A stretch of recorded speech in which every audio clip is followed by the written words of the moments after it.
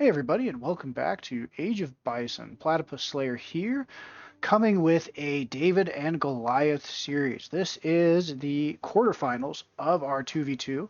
This is the second seed, Kinesi and Revnak, although probably the highest seed in ELO versus our local heroes, McCleaves and Azat. So today we get to find out if Lightning can strike twice, and if, David can strike the eye of the Giants at least, once or twice. And I'm joined here today by Stefan. Stefan, how's it going? Doing pretty good here. Obviously coming in and, hoping that the Davids here throw a nice rock. But, we'd have the 800-pound gorilla here with Kanisi, who is a fantastic player, and Revnak or Breeze, who is currently the number one 1v1 AoE3 player out there.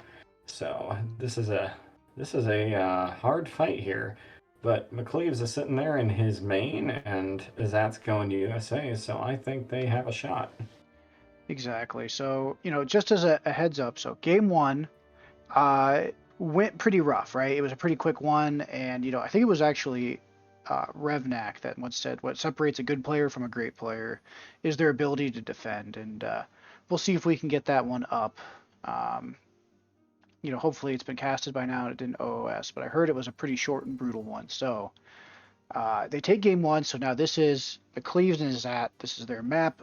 They get to kind of, practice on this first, and hopefully they're able to come up with a strategy to beat these guys. So without further ado, let's see what happens. All right. And up here in the left, we've got McCleaves with the Bonga Bonga, his trusted explorer. Looks like doing a standard kind of Hausa opening. United States opening with a market. Is that plays a lot of United States. He's actually, uh, I, I would say he is a unique player in that he tends to play age two, long age two with United States, and so he's figured out ways to make a classically age three, age four civ do stuff that a lot of people don't consider meta. Kinesi opening with the TP and one Concha House, and GG Revnak as Ottoman so far opening with looks like a house first.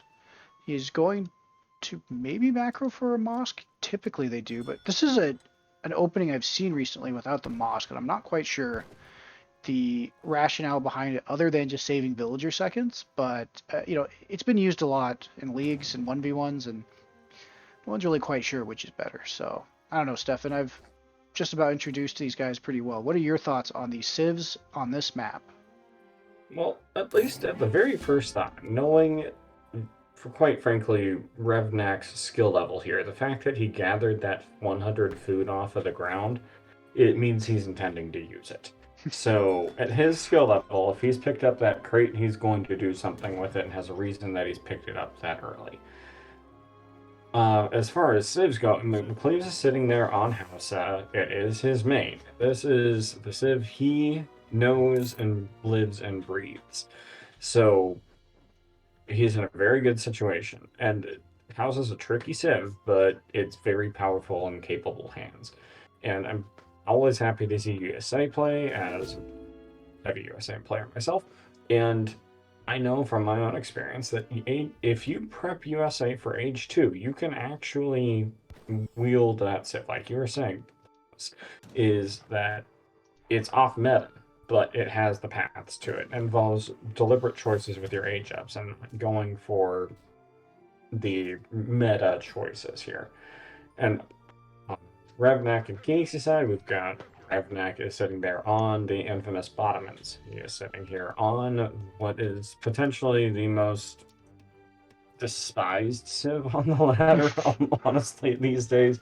But that doesn't mean he's going to go bottom. If he's more looking at making your opponent defend, he might be looking more of the legacy approach with Ottomans in this game here, where get that trading post up and just waves after waves of Jans and Davis going in H2. So, just as a heads up, it looks like Ottoman is going for the Berber TP, and looking at his deck, even has Ooh. native treaties. The Berber camels. So, for those that don't know, and well, first we'll look at their decks. This does look like a relatively standard Ottoman deck. He's missing the two heavy cannons, no church or mosque decks, but all the essential Ottoman things, including the capitalism, which can be a really good card in transition, but he's not going for that. Inca now, aging up with the Elder. I believe that's the one that gives them the wood gather rate. We'll check after he ages up. Pretty standard Incan deck. Variety of stuff here. He does have the Kurari card, so probably an emphasis on the War Hut units in particular. Not the age 3 card for him, so he'll probably switch into Chimu in age 3, and before that open up Spears and Jungles. Yeah, based on that deck, it looks like he's definitely... Oh my gosh, look at that deck. Rush. Rush. That is a front-loaded USA deck if I've ever seen one. Okay, so pretty telegraphed there. He is opening up with Spanish immigrants to get an outpost wagon. I would imagine he's going to put that forward and try to leverage the tertios. And more than likely, McCleaves aging up with the Songhai. That's kind of the classic, I would say, or perhaps standard opening now for the current Hausa, right? It's because basically it gives them a lot of influence, gives them a lot of their raiders, which are very solid cav. And yes, the judging by the wood gathering rate here, so typically Inca does in this situation is it just wants to build conchas as long as it can, gets a bunch of conchas, and then it sits in age 2 for a long time.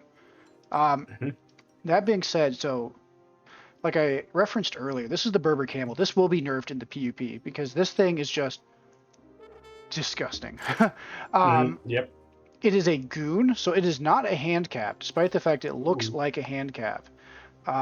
It has the tag, I'm sorry, heavy cavalry. So it is a goon, which means it's countered only by skirmishers. But it has a very high melee attack, and it has a pretty solid melee resist. So this thing will actually beat skirms in melee. Basically, only musketeers can beat this thing. And just like that. Oh no. Oh, and we've got some Berber camels jumping. Oh, but they've locked onto Bonga Bonga there. Yep. So, right on top of some vills, but McCleaves he's positioning with the Raiders, but he's not actually acting here. No, I'm curious why he hasn't pulled those villagers yet. He must know. But it looks like the Tertio's now going straight into Ottoman's base. So Revnak's going to have to hold, and he's going to have to split his attention. McCleaves already losing quite a few vills. How select when explore? Oh, because his explorer died, he couldn't probably select the villagers, right? Because he didn't have the select all unit options. Oh wow. Yep, that villager goes down. Doink. Over here, the mosque does go down. Mosque goes down. So this is like not a base trade, but this is like who's going to cripple who more. Hausa now. Hausa's in trouble. Hausa does not have a pike unit. All it has is the Fulani, which, I mean, I guess I could make javelin riders, but even the javelin riders aren't going to do super good because these things are goons. These things are goons. Sorry for pulling away from the action there, but, you know, he is able to get some value. Oh, now here come the Basha books. These things just melt heavy infantry. They're like skirms. And yeah, the raiders do kind of counter them, but they're also countered by the Basha books because they're siege units, but they're infantry. He does clean them up pretty solidly, and you know there's still a good force here, but now we've got even more melee goons and the Berber camels now. Oh no, McCleaves. Losing more villagers. God. But on the same time, Revnak's getting hit hard here. Got a little bit of Fulani action there, but just pestering at this point. But no. This is what I was talking about. Yep. There's nothing these, without a screening force, these cav are just going to add, like, look at that, 300 HP, 20%. You know, even with the 2.5 times 0.6, I think it's 1.5, these units are just going to get outclassed. And over here, I missed a little bit of the action again, but it looks like Jungle Bowmen plus Berbers. Again, Berbers in melee with skirms. Cleaning it up. We're seeing it on both sides right now, where they're able to take on those in combat and win. There goes Bonga Bonga. And I would say Revnak here, again, showcasing his kind of understanding of units and matchups. And, you know, you don't usually see Ottoman natives, but it has absolutely paid off because McCleaves just getting stuff deleted left and right. Wow, that is a forward Berberville. You know, and taking a quick stock here, 23 vills for Otto, 27 for Kinesi, and quite a bit of conchas. Already up, so he's almost fully boomed now. Is that at 21 villagers? What is he going to send from here? He's got his regulars. But ooh, here comes another raid. He does get that Berber Ooh, he nomad. does get a bill. Is he going to get caught? Does he get caught? No, nice. Does not get caught. Good job. But McCleave's at 15 vills. He's hurting. There's no other way to say it. I mean, Very much hurting. But their score's looking okay. I mean, they did kind of destroy. The mosque is back up, of course. Let's see here now. So Berber's prowling around, and that is quite the massive jungle bowman. You know, these things are not the best unit, but given the economy of Inca, ooh, is he going to be able to catch this? Wow. Wow, good job. Those Berber camels there are going to be able to do some serious damage here to those raiders, while those raiders are going to clean up those jungle bowmen there. Exactly. This is actually quite the cleanup here. You know, Mixad, even though they're kind of behind, yeah, they take kind of advantage of these forces being split, and you know, these Berber camels, they'll only get you so far, and yeah, just like that, the raiders get a good cleanup. So this is really good cleanup. And we've got another mass, and are those raiders going to see those 7 there? Oh, they should see. Let's see if he reacts. Oh no. Oh, are they gonna make it? Oh, just passing through. Just passing. Now the game of raiders came down. 1 snare, and how good is McCleave's Maker going to be here to keep these guys as a it's mass good. alive? Good job, really McCleaves. Good. Really good. Lost exactly 1, and it was a hairy situation, so very well done. And it looks like Mixat now, is that sending the Seminole Sharktooth Bowman. Very strong archers, do an absolute incredible amount of damage pretty fast. These are great Bowman units. You know, all things considered, the score's not too bad. I mean, Mixat has taken some pretty good fights here. I mean, the eco of McCleaves is hurting. It looks like there were some raids that he tried to do, but those deli are going to be right on top of those raiders. Yeah, it looks like Inca at this point is really just Conchabo. He's probably pretty close to fully housed at this point. Yep. He is. You know, looking at his deck, yep, he is sent Chincha Brewing, so his economy is probably almost double McCleave's at this point, and I mean his score is going to start taking off. So as rough as it is, Mixat basically needs to figure out a way to get these guys to either take a bad fight or like a base trade, and maybe that's what we're going to see here. Yeah, from all the Uruks! Oh my god! Oh my gosh! You know what, guys? Oh, hindsight is 2020. I'm sure if the Cleaves or is that watch this, they're probably going like, no, because that could have been a huge thing, and I don't know why all of his vills. Where are they going? They're all going. Where are they? They all. What on earth? Wow. I think something glitched there, like a hotkey or something. But anyways, Berber's now on Hausa. Little Hausa can do about it. There they all are.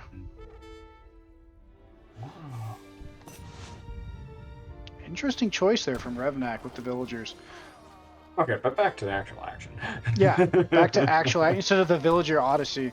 Yeah, again, these units all getting cleaned up. Inca now, huge force. Even with the fort, the javelin riders are out, but look at that. They're just tickling those Berbers. Good force of raiders. I think we'll see this. Oh, and they're going to find those Uriks now, but unfortunately, there's enough plumed spearmen out that it's not going to do much. No, he's going to get cleaned up. Meanwhile, his base, Mixat here. Sorry, is that good job here? And I think he's actually going to clean up this push. Yeah, it's going to clean up the rush here. Like, the base got savaged, but at the same time, the palace is still standing, the TC is still standing. It's not hard to get another livestock market pickup. Let's see here. If we look at... Ooh, the Abus are coming out. That'll be a problem. Raiders, The though, 800. are they going to be able to jump these? So, I got to give a lot of credit here, even though like McCleaves and Izat have been hit pretty hard. I mean, they're getting a lot of good cleanups. They're getting a lot of value. Oh, there Spear. we go. It's gonna pick off a couple. But oh man, coming back in with another round of spearmen. Exactly. And At this those, point, Kanisi is just asking, "Hey, come in, walk into my base." yeah, look at this. There's more spearmen. Oh my god, what a menace. Oh man, Just units everywhere. And everywhere. oh god, all over the map too, in a map like this with villagers everywhere. I mean, both sides are kind of vulnerable. And of course, we've got full map vision, but when you think about it, like McZack could just take a really good clean of like these vills or something and buy themselves enough time, but I think these spearmen are going to clean up those villagers. I believe those spearmen have done a hefty job in McLeave's base at this point. Oh no. Oh no. McCleave's getting hit again. Obis deletus villages.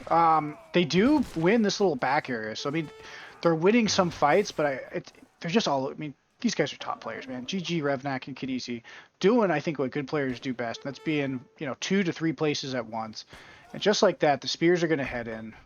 McCleave's now down to 11 villagers, to the 33, 38, and 35. Everybody else, and I mean, he looks like he's going to try to raid, but those are Yeah, Berber nomads. And I bet he's got that Berber tech. Nope, nope, not at all. Oof, Obis. Yeah. These units are going to just vanish here.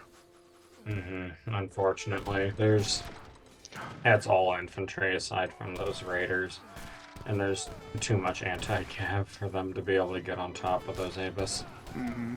Exactly. And here come even more Berber camel riders.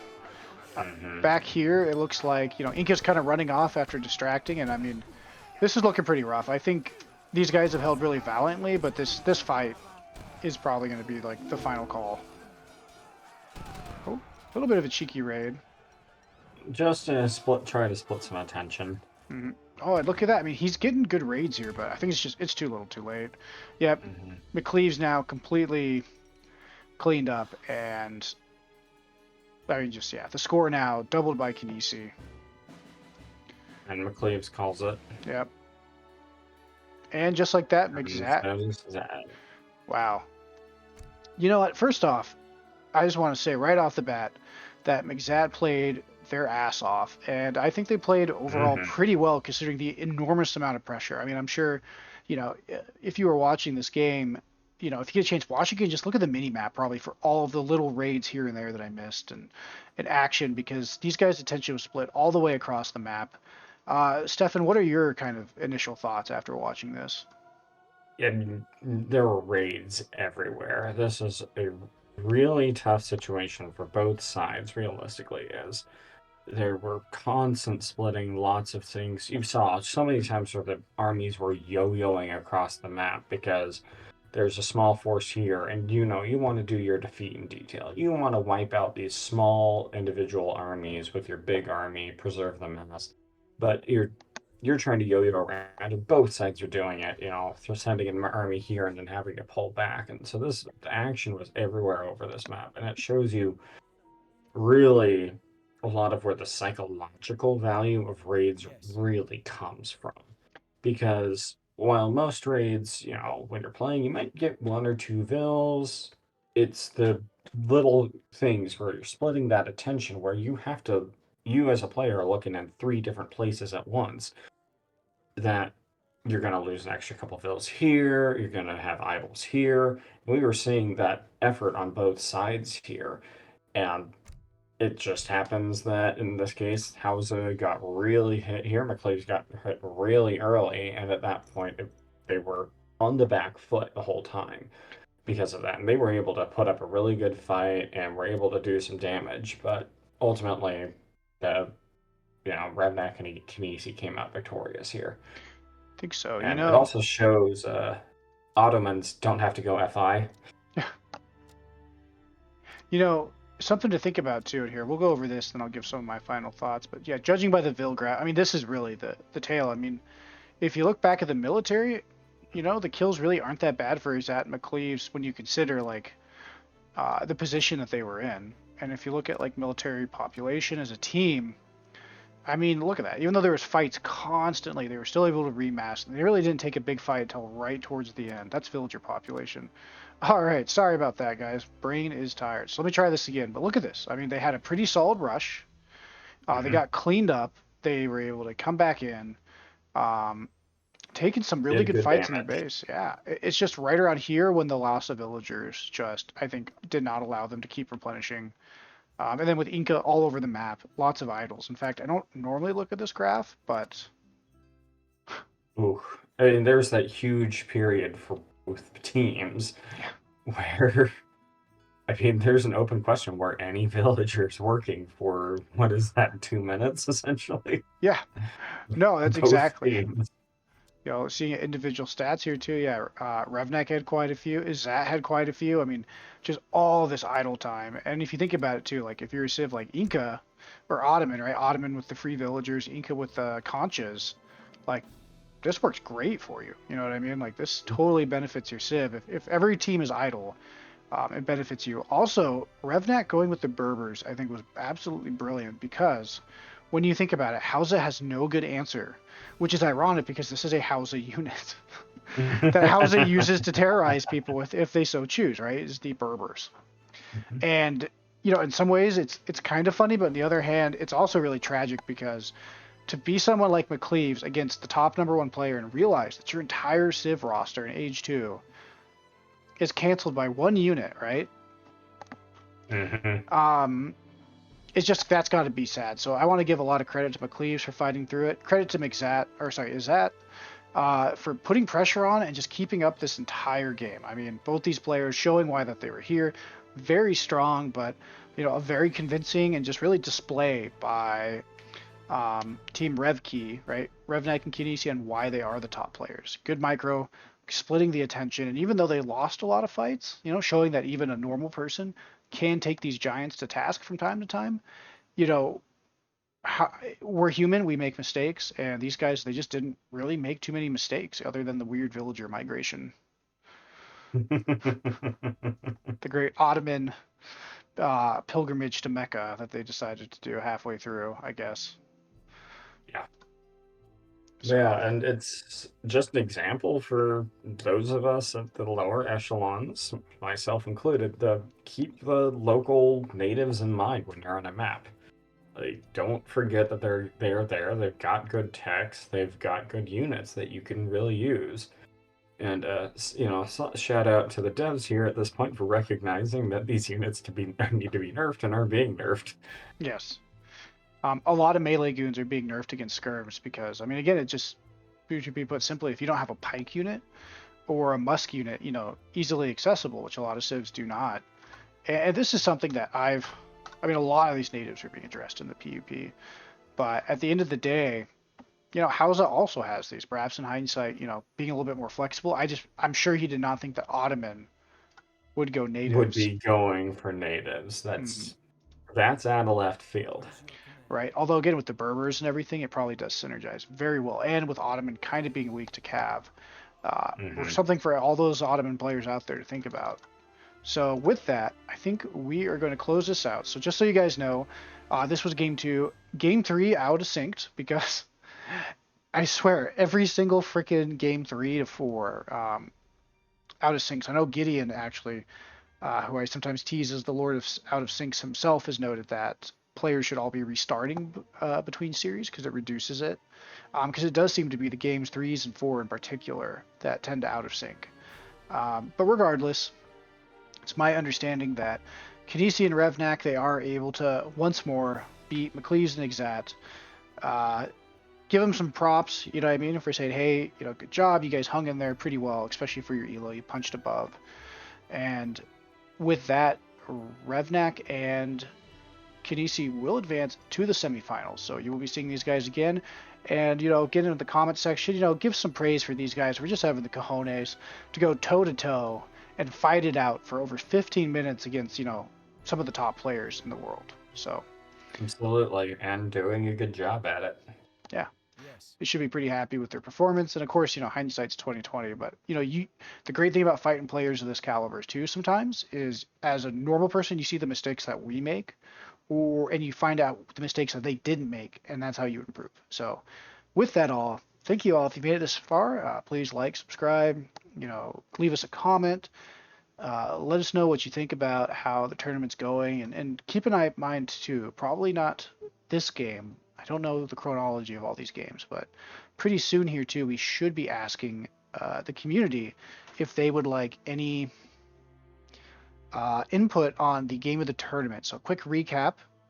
I've already probably blathered too long for a post game, so long story short, it's a 250 plus prize pool, but half of the proceeds don't go to the winner. Half go to the winning team, and half go to the game of the tournament, which let us know if there's been any game so far in this 2v2 that you guys think is amazing, because we're going to take a look, and we're going to try to get as much feedback as we can from both you, the viewers, and within the tournament and Discord to crown, who went hardest, basically. So with that, thank you all for your time, and I hope to see you on the next one.